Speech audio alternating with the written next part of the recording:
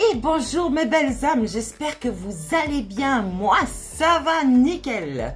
Donc, on repart avec des vidéos ici, encore très spécifiques, parce que certaines personnes ne comprennent pas qui nous sommes. Donc, excusez-moi pour les autres si je me répète, mais vous allez comprendre vraiment pourquoi. Donc, on vous dit que la mort donne la vie. Et c'est ce qui est le plus important, d'accord ? Parce que dans tous les cas, ça nous amène à un renouveau. Donc, afin de quoi ? De s'élever, ok ? De nous parfaire dans nos imperfections en changeant de plan spirituel et donc en nous ascensionnant. Donc, votre âme ici est votre Dieu. Je vous le rappelle, durant toute votre vie, vous n'avez pas cru en elle et en vous donc. Pourquoi ? Parce que vous n'avez pas foi. Vous n'avez pas foi en vous, ni en la vie. Ok ? Donc, si vous ne vous transformez pas, j'allais dire, ce sera un échec. Un échec et un non-respect du contrat que vous avez signé durant votre incarnation. Donc, à cause de vous, et à cause de votre corps, de votre esprit, votre âme s'est mise en échec parce que vous n'avez pas travaillé en équipe pour obtenir un objectif.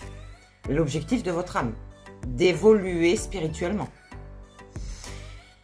Donc, cet esprit immature et malsain ici a barré la route à son âme, à votre propre âme. Ça veut dire que vous seul êtes responsable de vous-même, ok, et de ce que vous avez fait dans votre vie. Du coup, vous allez passer par une mort qui sera un passage, d'accord ? Un passage où vous allez retrouver la sagesse, la patience, l'amour inconditionnel de vous-même, ok ?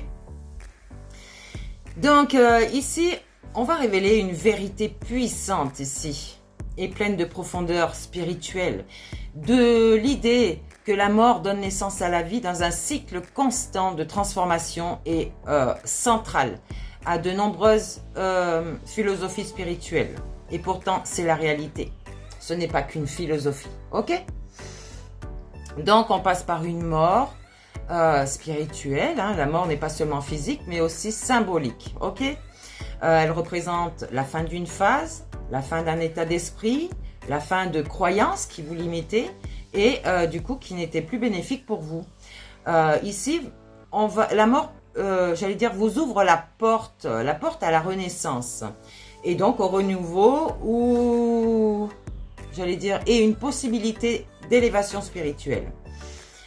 Donc, l'âme est un moteur du changement.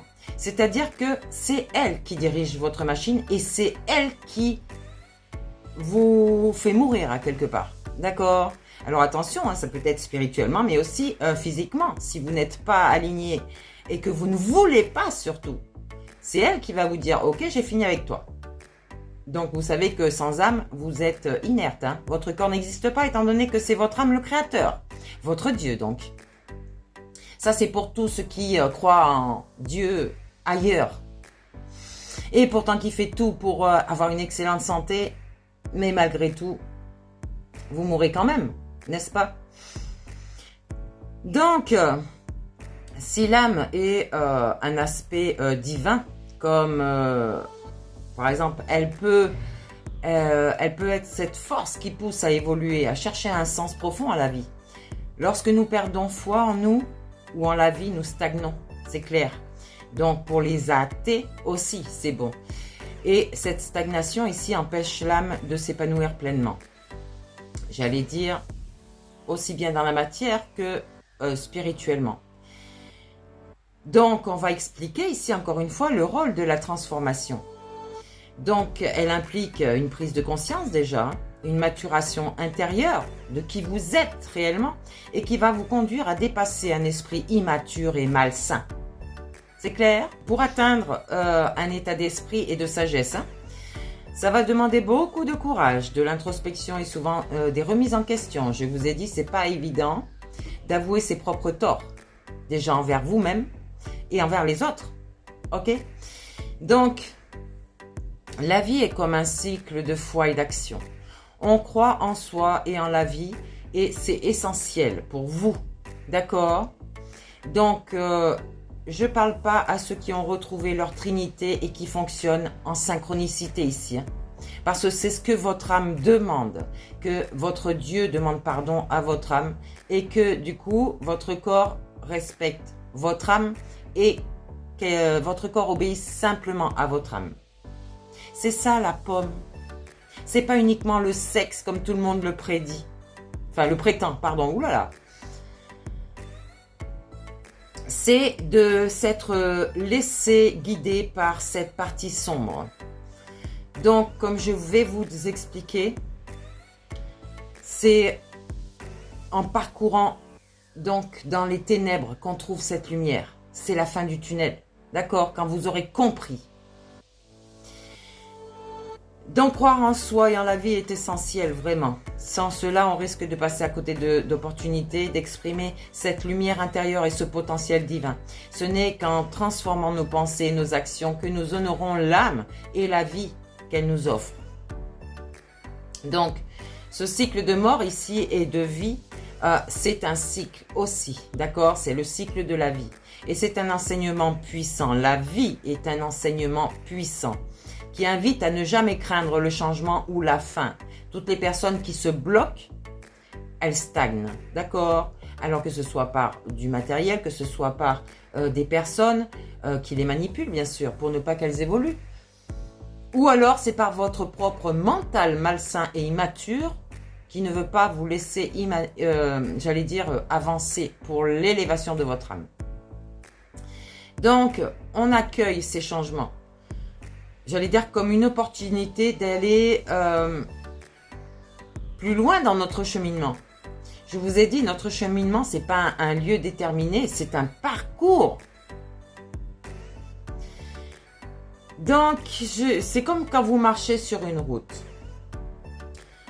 Vous allez faire le tour du monde, vous allez ouvrir des portes, vous allez les refermer et en fait, vous expérimentez votre vie. Ok? Même si vous tombez, j'allais dire, même si vous souffrez à quelque part, vous vous relevez toujours. Ok? Mais il faut vouloir accepter de tomber. D'accord? Pour pouvoir se relever. Autrement, toutes les personnes qui ne tombent pas, c'est qu'elles sont hyper évoluées et que leur âme les guide vraiment par l'intuition. Ok? C'est votre boussole intérieure. Donc là, c'est pas mal de se faire confiance. Ça serait pas mal de se faire confiance, n'est-ce pas? Voilà ce que je pouvais vous dire. Je vais vous tirer une petite carte pour voir qu'est-ce qu'on vous dit encore avec l'oracle intuitif, bien sûr. Allez, on accepte tous les ressentis, d'accord? Des personnes veulent vous manipuler pour vous faire tomber et pour éteindre cette belle lumière que vous êtes. Alors, elles-mêmes sont dans les ténèbres. Et j'allais dire, vous, les personnes atteintes ici, il faut accepter tout ce qu'on vous fait. Vous savez pourquoi? Parce que ces personnes vous font évoluer encore plus. Donc, accepter ces ressentis. Je veux dire, ces âmes immatures-là vont renaître, je vous le garantis, moi. Je vous le garantis. Ici, on vous demande à vous de suivre le courant. Avec le 31, nous sommes sur le 4 et donc le 4, c'est votre stabilité, d'accord? Pour les ressentis, on était sur le chiffre 3 et donc c'est pour la renaissance, hein, ce retour à la Trinité et donc à l'unité, la personne que vous ne connaissiez pas, d'accord? Ah non, j'ai plus le temps là, les gars. Donc ici, on s'équilibre. On demande des conseils en guidance avec peut-être des soins énergétiques, un thérapeute qui va vous raligner tous vos chakras pour renaître de nouveau parce que je vous ai dit, si un chakra est bloqué en vous, tous les chakras peuvent être bloqués du coup, vos énergies, hein, c'est clair. Allez, énergie créative, ici on se positionne, on fait des choix, on avance, d'accord? Des personnes vont changer de voie et on vous dit ici que vous allez être à la bonne place.